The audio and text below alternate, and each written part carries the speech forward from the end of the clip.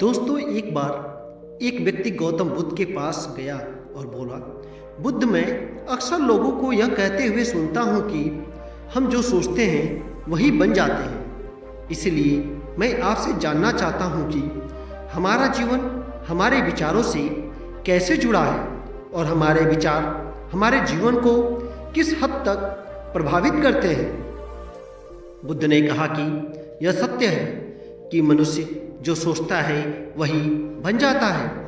कोई भी विचार जिसे हम लंबे समय तक अपने मन में रखते हैं और उसके बारे में बार बार सोचते रहते हैं, हम वैसे ही बन जाते हैं। लोग उन्हीं के साथ अपना निर्माण करते हैं। विचार जिसके बारे में वह लगातार बनता रहता है। व्यक्ति का चरित्र उसके विचारों से भी बनता है। यदि विचार अच्छे हैं तो चरित्र भी शुद्ध होगा, और यदि विचार ही प्रदूषित हैं तो चरित्र भी बुरा होगा। अगर आप ध्यान से देखेंगे तो पाएंगे कि आपके जीवन का हर पहलू आपके किसी न किसी पहलू से जुड़ा है। आप आज जो भी हैं अपने विचारों की वजह से हैं। आपके विचार अच्छे या बुरे किसी न किसी तरह से आपके जीवन को अच्छा या बुरा बना रहे हैं। हम जैसा सोचते हैं वैसा ही हमारा चरित्र बन जाता है। जिस प्रकार स्वस्थ बीज के बिना कोई वृक्ष विकसित नहीं हो सकता, उसी प्रकार अच्छे विचारों और अच्छे चरित्र के बिना कोई भी मनुष्य सफल नहीं हो सकता। और यदि उसके विचार नकारात्मक है तो वह अपने जीवन को गलत दिशा में मोड़ देगा। उसी प्रकार हमारे जीवन में अपने विचारों और कामों को माध्यम से कई बीज बोए और उस बीज का फल या तो हमें दुख दे सकता है या खुशी।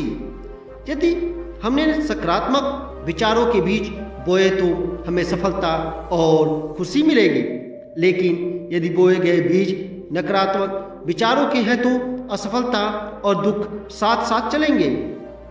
जिन लोगों को आप सफल और महान मानते हैं वे यह ऐसे ही नहीं पहुंच गए। उन्होंने अपने विचारों पर नियंत्रण रखकर अपने चरित्र ऐसा बनाया और इसी चरित्र के बल पर उन्होंने महानता की ऊंचाइयों को छुआ। तो मूल रूप से आपके अंदर जो विचार हैं, यदि आपके मन में दूसरों के प्रति क्रोध, ईर्ष्या, घृणा है तो आप बाहर भी वैसे ही होंगे, तो आपको बाहर भी वही मिलेगा। तुम्हें ऐसे लोग मिलेंगे जो तुम्हारे साथ वैसा ही करेंगे। यदि तुम्हारे पास प्रेम, शक्ति, करुणा है तो तुम वैसे ही बन जाओगे और आप बाहर भी वैसा ही पाएंगे। और जो ऐसे विचार रखता है उसे सम्मान और प्यार दोनों मिलता है। वस्तुतः मनुष्य अपने जीवन का निर्माता स्वयं है। वह इसे बना या बिगाड़ सकता है। मनुष्य अपने चरित्र का निर्माण अपने कर्मों और विचारों से करता है। अपना समुदाय बनाता है, अपनी किस्मत खुद बनाता है। व्यक्ति ने कहा, लेकिन बुद्ध, मैं अपने विचार से खुद को कैसे सुधार सकता हूँ? बुद्ध ने कहा कि अगर तुम खुद को सुधारना चाहते हो तो सबसे पहले अपने विचारों पर ध्यान देना शुरू करो। तुम्हें यह देखना होगा कि तुम दिन भर क्या सोच रहे हो। क्या तुम दिन भर मन में बुराई और लोगों के प्रति नफरत पाल रहे हो? आपको बस इस बात पर ध्यान देना है कि आप अच्छाई की ओर जा रहे हैं या बुराई की ओर। जब आप अच्छे से समझ जाएंगे कि आपके दिमाग में अच्छे विचार चलते हैं या बुरे, तभी आप अपने सोचने के तरीके में बड़ा सकारात्मक बदलाव कर पाएंगे। आपके अंदर कभी ना खत्म होने वाला खजाना है। आप नहीं जानते कि आप क्या कर सकते हैं। आप किस तरह की अद्भुत शक्तियाँ प्राप्त कर सकते हैं। आपने महान योद्धाओं और महान लोगों के बारे में तो सुना ही होगा। यदि आपको उनकी शक्तियों पर विश्वास नहीं है, आपको बस यह मानना होगा कि आग के बिना धावा नहीं होता। जरूर उसमें कुछ तो बात होगी जिसकी वजह से उसके बारे में इतना कुछ लिखा और कहा गया है।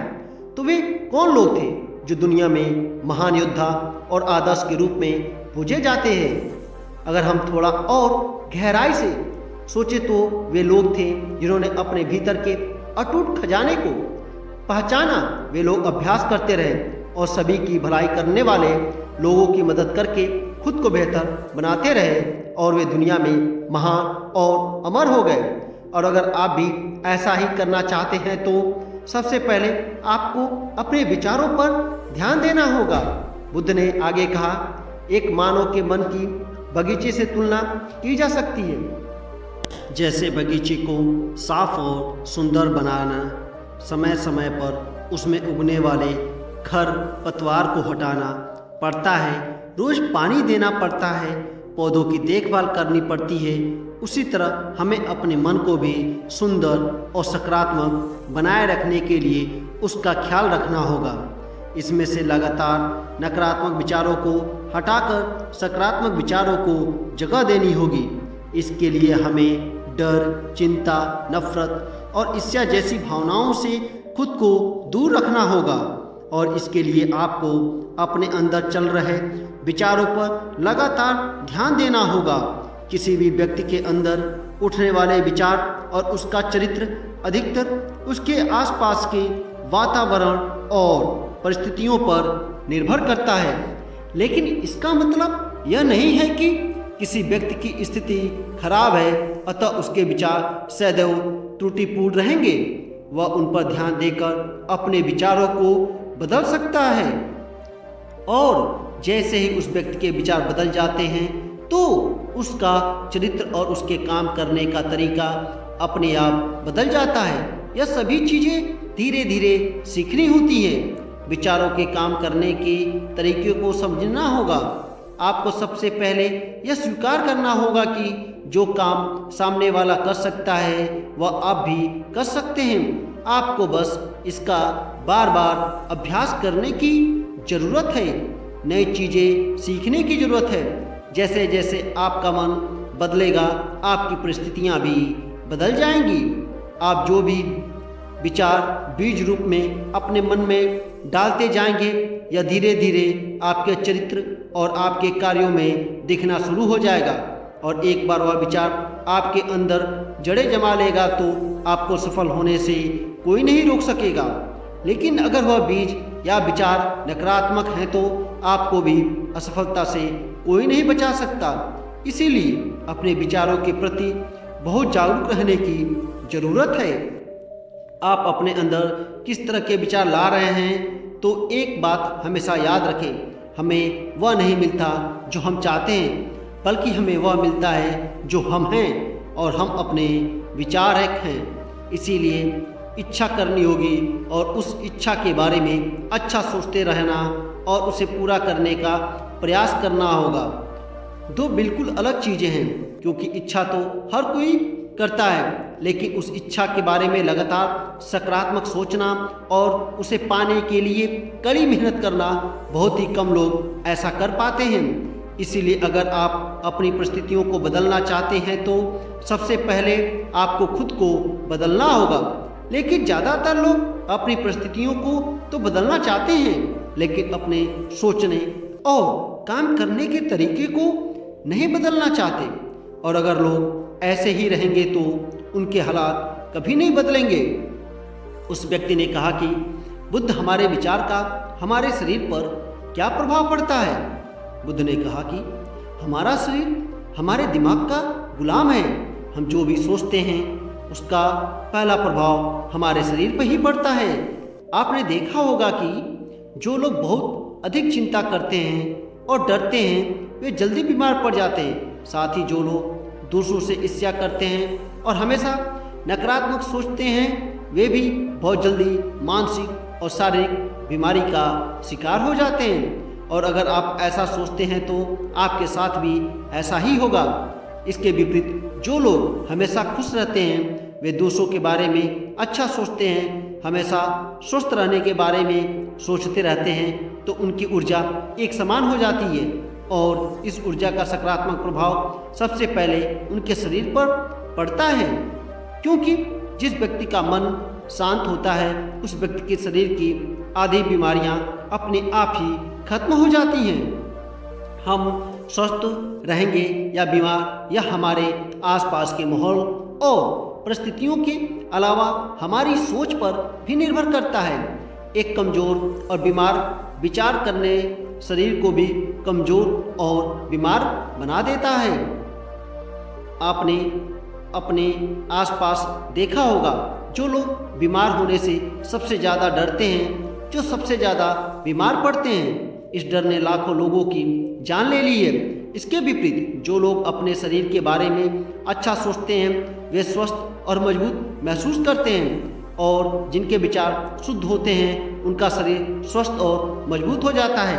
वैसे ही हमारा शरीर सिर्फ एक उपकरण है और हमारा मस्तिष्क इस उपकरण को नियंत्रित कर रहा है। जैसे अच्छा भोजन हमारे शरीर के लिए जरूरी है, उसी तरह अच्छी सोच ये हमारे शरीर के लिए भी बहुत महत्वपूर्ण है। जैसे ही आपके विचार शुद्ध हो जाएंगे, इसका सबसे पहला असर आपके शरीर पर दिखाई देगा। एक शुद्ध और सकारात्मक दिमाग आपको कभी भी खराब खाना खाने नहीं देगा। इसीलिए सबसे पहले अपने दिमाग को सुरक्षित रखें, फिर यही दिमाग आपके शरीर को हर बीमारी से बचाएगा। यदि कोई बीमार और कमज़ोर व्यक्ति अपने शरीर को पूरी तरह से स्वस्थ बनाना चाहता है, तो उसे सबसे पहले अपने शरीर को ठीक करना चाहिए। विचार और उसका मन उसे प्रकृति के संपर्क में रहना चाहिए, उसे सूरज की रोशनी में रहना चाहिए, और एक सेकंड के लिए भी अपने शरीर के बारे में नकारात्मक नहीं सोचना चाहिए। वजह स्वस्थ चाहता है, वैसा ही उसे महसूस करना चाहिए, और पूरा विश्वास है कि वह वैसा बन सकता है। उस व्यक्ति ने कहा, बुद्ध, अब आप मुझे बताएं कि हमारे विचार हमारे लक्ष्य को कैसे प्रभावित करते हैं। बुद्ध ने बताया कि जब तक आपका लक्ष्य आपके विचारों के अनुरूप नहीं होगा, तब तक आपको सफलता नहीं मिल सकती है। कहने का मतलब यह है कि आप हर दिन एक नई चीज़ सोच सकते हैं, जो मैं आज चाहता हूँ, या कल मैं वह बनना चाहता हूँ, या बाद में कुछ और। लेकिन जब तक आप अपने लिए कोई लक्ष्य निर्धारित नहीं करते, तब तक आप कोई भी बड़ा काम नहीं कर सकते, क्योंकि नियम यह है कि जो काम हम बार बार करते हैं, उसी काम में हम आश्चर्यजनक सफलता हासिल कर सकते हैं। अगर आप हर दिन अपना लक्ष्य बदलते रहते हैं, तो आप कहीं नहीं जा सकते।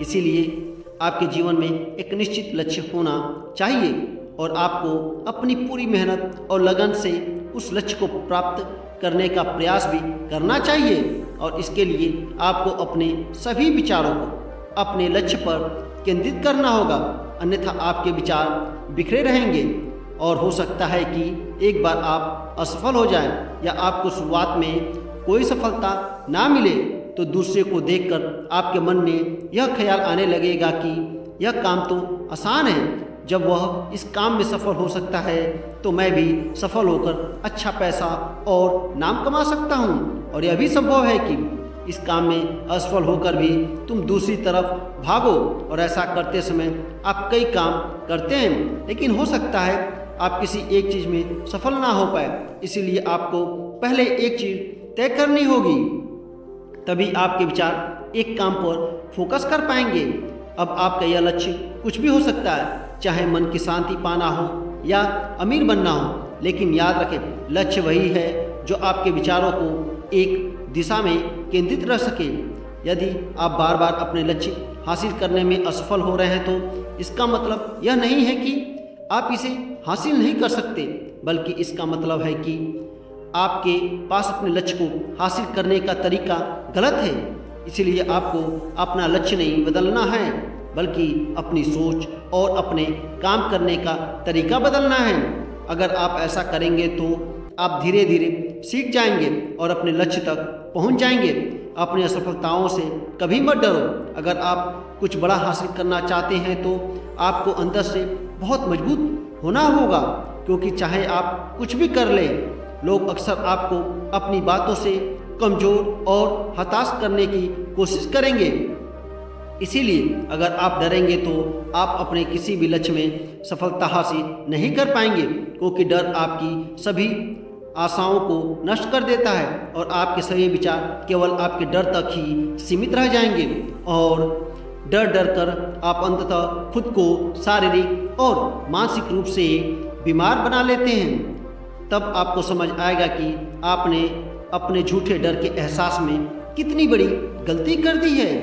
और फिर आपके लिए खुद को उस स्थिति से बाहर निकालना बहुत मुश्किल हो जाएगा। इसीलिए सबसे पहले एक लक्ष्य बनाइए ताकि आपके विचार उस पर केंद्रित हो सके। उसके बाद अगर आप बार बार असफल होते हैं तो भी घबराएं नहीं, क्योंकि यह लक्ष्य हासिल करने का ही एक हिस्सा है। और पूरा विश्वास रखें कि आप जरूर सफल होंगे और एक दिन तुम हो भी जाओगे। उस व्यक्ति ने कहा, बुद्ध, विचारों और मन की शांति के बीच क्या संबंध है? बुद्ध ने बताया कि मन की शांति एक ऐसा खोज है जिसे दुनिया के 1% लोग भी हासिल नहीं कर सकते हैं, और जिसने यह खजाना हासिल कर लिया है वह दुनिया के सबसे भाग्यशाली व्यक्ति हैं। वह भीड़ में अलग दिखता है। यह कहना उतना आसान नहीं है जितना लगता है। मन की शांति केवल लंबे समय तक आत्मनियंत्रण के माध्यम से ही प्राप्त की जा सकती है। जब जब कोई व्यक्ति खुद को समझाता है और दुनिया प्यार और प्यार के बीच के अंतर को समझती है, उसके अंदर नफरत, डर और ईर्ष्या जैसी भावनाएं खत्म हो जाती हैं। तब एक दिन व्यक्ति को मन की सच्ची शांति मिल सकती है, और यही हर इंसान का अंतिम लक्ष्य भी है। एक शांत व्यक्ति सबसे खराब परिस्थिति में भी खुद को नियंत्रित कर सकता है। एक शांत व्यक्ति के पास जितनी मानसिक शक्ति होती है उतनी किसी और के पास नहीं होती। शांत व्यक्ति का अर्थ है वह व्यक्ति जिसका मन शांत हो, शरीर अंदर से साफ करने का एक अचूक तरीका, क्योंकि जैसे ही आपका मन शांत हो जाता है आपके सभी विचार शांत हो जाएंगे, और तब आपको महसूस होगा कि सचमुच आपका दिमाग कितना शक्तिशाली है।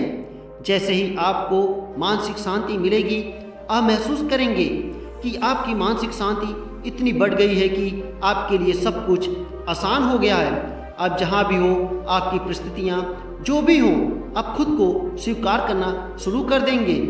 आप हमेशा खुश रहेंगे, और अगर आप यह मुकाम हासिल करना चाहते हैं तो इसकी शुरुआत आपको अपने विचारों से करनी होगी।